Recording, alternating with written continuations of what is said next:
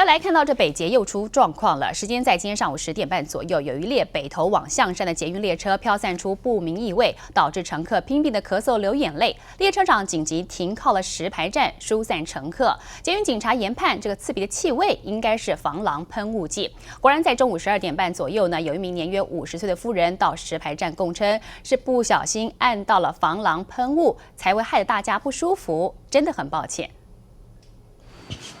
捷运今天早上又出现集体恐慌了，在今天早上呢，疑似有人喷洒不明物体让大家臭的赶快躲到其他车厢去躲避，同时也紧急通报列车长，等到车子一到站的时候，通通下车。出问题的是北投往象山的列车，当时第2节到第4节车厢通通弥漫刺鼻味道，许多乘客纷纷出现咳嗽、流鼻水的症状。列车紧急停靠石牌站，让乘客得以呼吸新鲜空气，4分钟之后才恢复行驶。 而捷运警察调阅监视器发现，疑似是一名年约50岁、身穿红上衣、牛仔裤的妇人，喷洒防狼喷雾剂，才造成这起意外。在12点34分左右啊，有一位自称喷雾器的女子啊，跟站长在做反应的时候啊，说这个是她